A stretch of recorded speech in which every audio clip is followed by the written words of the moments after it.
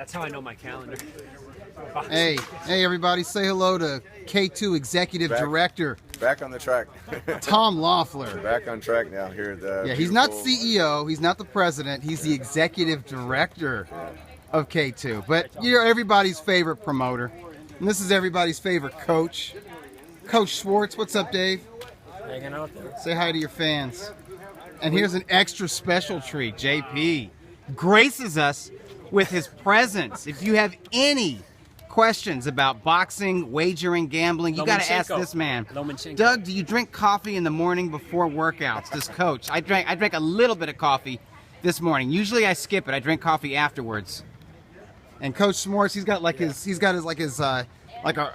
hippie version of 5-hour energy drink. There's caffeine in it. Also, coconut water with coffee. Oh, okay. So coffee is good for you. So okay. A little bit of coffee is good. A little bit, yeah. So don't drink it like me though. I drink like at least 5 cups a day. The way we got JP here today was the ultimate guilt trip. Oh, no talking. I didn't call him the entire week. Man. Usually I would send him these texts. You're so passive aggressive. Jeez. But my hero of the week is Amir Khan. I love Khan. He's the best. Nobody should make fun of Khan. I love Khan. Was me. Wasn't me. Yeah.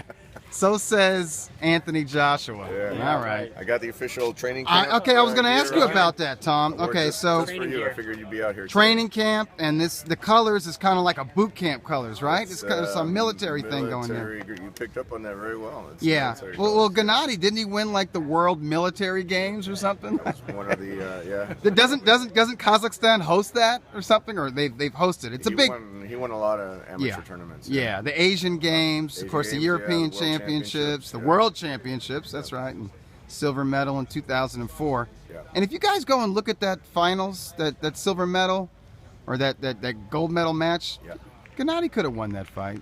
He arguably could have won that fight. So whatever. I think the referee was. Yeah, exactly. Russian mafia money, man. Something like that. Yeah. So, hey, listen, tell us about September 9, Superfly. How are tickets going? Are there tickets left? That's honestly what I want to know. There's some tickets left, only in 2 price categories. It's $100 tickets and $60 tickets. It's a great value. Those are great locations at the StubHub. And I got an official announcement. I always try to bring something new when I know you guys are going to be here. Is that Triple G actually is going to come for that fight? He's going to make his return to the StubHub where he broke the record, the attendance record.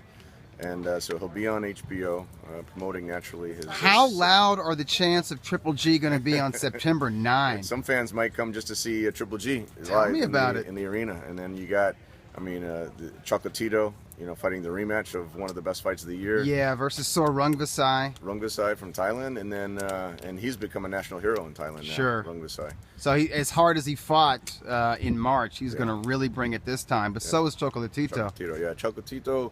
That was the first fight after his trainer passed away. Yes. And there was a lot going on. But look, Rungvisai fought a great fight. And that's why WC ordered the rematch. You know how I know Chocolatito is serious? He's training in Tokyo. Yeah, he's training with Mr. Honda. That's no. This person no says, I'm there. sick of all these Mexicans naming their children Jesus. Jesus was not Mexican. He was human. What the hell? He was human? Dude, what is up with you? What does that mean?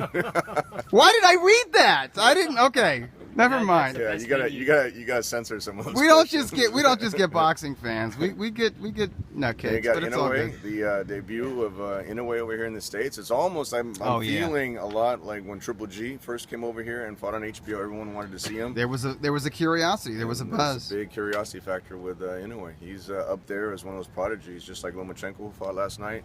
Mikey Garcia had a great fight 2 weeks ago. He's actually going to come. Robert reached out to me, and they're going to come to this Superfly show. Oh, good. Also. Wow. Yeah, so it'll be great to have Mikey there. We'll be boxing royalty at StubHub Center. A lot of celebrities are going to come. And probably standing room only. You're expecting a sellout, We're expecting a sellout. We're going to open it up for the standing room tickets as well. So Chill Adil says, greetings to Tom. He knows how to build prize fighters. True. Been doing it for like 25 years. Tell Tom to bring Triple G to Texas after the Canelo fight. Hey, maybe could happen. For the rematch. Exactly. For the rematch, we'll come to Cowboy Stadium. That's my favorite, is to go to Cowboy Stadium. But we'll see. The response we've gotten from Vegas for this fight has just been it's been really good. Wow. And then you got Cuadras and Estrada. Now that could be the fight of the night. As good as Chocolatito Sorung Vasai 2 is definitely going to be. Yeah. As exciting as Naoya is. This all Mexican matchup is awesome. Nobody can count out Nieves from Cleveland. Yeah, he's solid. He's very motivated for this. He knows this. Look, a lot of fighters, their dream is to be on HBO. Dream is to fight for a world title, and this will be his opportunity for a lifetime. So Antonio Nieves has a huge opportunity in front of him.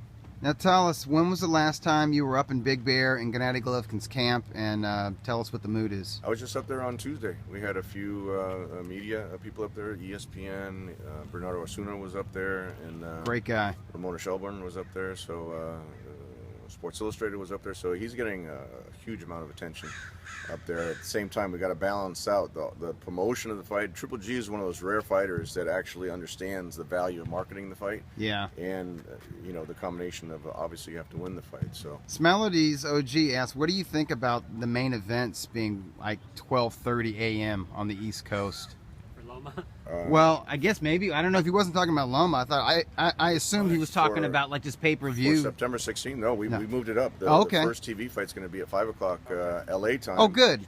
8 o'clock New York time, which means the main event should start around 11 o'clock New York time. And Smelody was talking about last night. Oh, okay. Yeah, hey, blame the NFL Hall of Fame, bro. Yeah, blame Jerry Jones. Yeah, that was a big splash on ESPN. Unfortunately, it got delayed about an hour or whatever it was, but look, you got to give anytime you can have boxing on a platform like ESPN, the main channel ESPN, it's a great thing. But they're going to go an hour earlier for our pay-per-view also for September 16th. Yeah, for the that's good. Fight, yeah. No, that's a good thing. Yeah, because sometimes it's just too late on the East Coast. Yeah, no. Fall asleep by the time the main event comes along. Well, when you're on the East Coast for these fights, like with Golovkin Jacobs, man. I mean, it's well after midnight when it's time for the post-fight press conference. Yeah. For the press conferences, that was or even after 1 o'clock. It's crazy. Yeah, it's too late. Yeah, he got. I think he left the arena around 2 o'clock in the morning after the. Hey, Triple G Boxing joined us. What's up, Triple G, or whoever's operating Triple G's Twitter account? Thank you for joining us. Good morning. It's an official Twitter account. Yeah. Tell us about the cruiserweight champ, the WBO cruiserweight title holder, Alexander Usyk, and his fight with Marco Huck. That's taking coming place. That's actually the same day as the Chocolatito fight. It's a Superfly show. Oh, wow. So you're going to be obviously. I'll be here. So who's repping K2 over there? Alexander Krasyuk is going to be over there. He does K2 Ukraine. Igis naturally is going to be there. Okay. That's Usyk's manager. Good. And Vladimir just retired this week, so he'll probably make it out there to Berlin. So. And your thoughts on Vladimir Klitschko's retirement? Did it surprise you? B, how do you feel about it? That was really every time I talked to him, he really seemed 50-50 on it. But when he made his decision, I didn't talk to him immediately prior to the decision. But if there was any doubt in his mind, I think this, you can't end a Hall of Fame career, or really a legendary career like he had, that run, 10 years, 11 years as a heavyweight champion. You can't end it any better than selling out Wembley Stadium and dropping Anthony Joshua in the process. True, and winning over all those haters and doubters all the and critics just critics. Career. Yeah. There weren't so much haters; they just had a lot of criticism for his reign and style. Anthony Joshua a lot of credit. We had a great run with Vladimir and Vitaly. Having two brothers as heavyweight champions, but now the torch is pretty much passed to Anthony Joshua. And perfect way for the torch to be passed, where there's equal respect given to the young lion as there is the old lion. Absolutely. And yes, Boxing Loco, Triple G's fight with Canelo will be his first fight in Las Vegas, as amateur or pro. That'll be his first fight in Vegas, and look, I think Eddie Hearn's going to have a great run with Joshua now, selling out stadiums like he does. I think AJ has a long run in front of him, but we're excited about going to Vegas. This will be the first fight. It's hard to believe he's fought in 7 different countries, so many different cities, sells out the arenas. The last 3 years, he sold out arenas from London to LA to New York and Monte Carlo. He's sold out on a regular basis. Perfect. So it's perfect, really, because he enters the biggest fight of his career, already an international brand and a bona fide attraction in North America and in the UK. And yes, Melodies, I was ringside for Vitaly Klitschko versus Lennox Lewis. Yeah, I called that Clash of the Titans. Those were my two favorite Klitschko fights. Was the Staples Center Joshua fight and the Lennox Lewis fight. I mean, that was they both showed so much heart in those fights. Those fights were where the Klitschkos lost, but their stature was raised in the sport. Absolutely. And they earned respect. Yeah, so it's not always about the W. Yeah, 100%. So just real quickly with Usyk, Huck, are you nervous about that fight as a promoter? Is it a dangerous fight? The fact that it's happening in Germany, where Huck is such a well-known fighter. He's a rabbit puncher. Yeah, and he's a dirty SOB, ain't he, JP? SOB. Usyk is my main dude. I'm worried that he's gonna get. He'll be fine. He's like a 20-1 favorite, and he should be. Usyk had a lot of amateur fights, and he's a tough dude himself. I think he'll know how to defend against rabbit punches. Usyk and Lomachenko have what I call the ability to turn the screw, which is they lull these. This dude says you look like Ben Stiller. Me? Yeah. I can kind of see it. I can kind of see it. Yeah. Okay. No, it's your mannerisms, actually. It's the way you talk. It's all good. World Travel 454 said that, and I feel him on that. Yeah. Usyk and Loma can turn the screw in the sense they lull these guys into Dude's a from sense Sweden, of security. by the way. Oh, okay. Sweden. Hi, Sweden. You're the Swedish Ben Stiller. Okay. And then they can kind of turn the speed up as the rounds go on. Yes, they can. And just overwhelm dudes. So I assume that Usyk's going to do that again. But I was asking Tom beforehand, is he going to get a fight in the Ukraine in this tournament? Or, like, if he's going to Germany on the road for this one, so would he... It really depends how the brackets shake out. But the first fight will be in Berlin, like you said, on the September 9th show. Getting to your question, Hook is a pretty rough fighter. We had that experience with Afolabi when Ola went over there to Germany and fought him, and they let him kind of get away with a lot of things over there that you'd get warnings for over here or points deductions. But I think Usyk's at a whole different level, and Usyk went to Poland to beat Glowacki, who knocked out Hook. So we're pretty confident with Usyk's ability. But anytime you're in a tournament of that caliber with that type of talent, you never quite sure how it's going to shake out. And I saw Murat Gassiev up in the training camp with Abel and Triple G, and he looks How's he looking? Shape. He looks fantastic. He's supposed to fight. I think he said his date is sometime in October, late October. And who is Gassiev fighting? He's going to fight Vladimir, yeah. Vladar. Oh, okay. So that's a good fight. You know what? I like Murat by knockout though, because Vladimir he's got some wear and tear. He's been around for a long time. They're all good fights, but before the camera was rolling, Tom and I were talking, and I think he made a good prediction. Gassiev and Usyk in the final. I can see that. But keep an eye out on Mike Perez as a sleeper. Mike Perez could be a sleeper, yeah. Mike Perez at 200 pounds. Mike's and Tom K2 still represents with, Mike Perez. Yeah, and look, fighting Povetkin in Moscow was completely different than fighting these guys at 200 pounds. And Mike had a great amateur career also.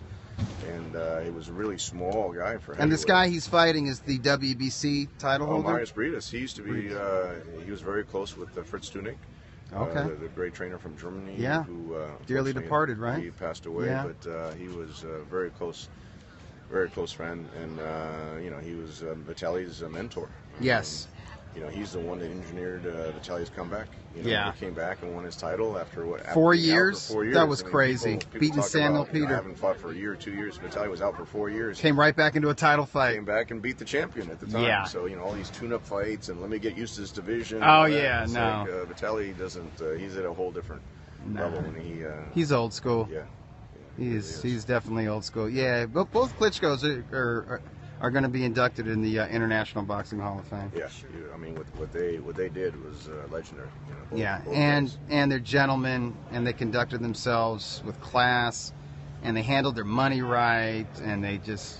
And they were good representatives of the sport. Yeah. Their work with UNICEF, right? Is it UNICEF that they worked with? One of those big... They're philanthropists. There's a big charity in Germany, Herz für Kinder, which... it's a children's foundation, yeah. Ask Tom about that Triple G wedding pic He was looking depressed. What are you talking about? Digging into everything. This is James Bagg. Come on, Jimmy Bagg. What the heck? Triple G is. Hey, weddings are stressful, man. He's his son has a hockey playoff game today. Oh, does he? Yeah, his son's a very big hockey player. He plays Good for for him. the LA Kings, and yeah, it's an exciting time for him. So he's talented, just like his father is in the sports, and he's a very committed family man. When he's not training, he's with his family. So he's very happy. I'm sure he appreciates the family time because when he was on that fighting 3 or 4 times a year, he had to be in camp all year around. He was away like 8 months. That one time when he was fighting, fought 4 times, making at that level, making those type of title defenses, and being away from your family and your son, watching him grow up for the majority of the year. I mean, that's a big sacrifice. I think it was good for him to have to kind of slow down a little bit and to have some time off. When you get these fights now, like this Canelo fight, you can't have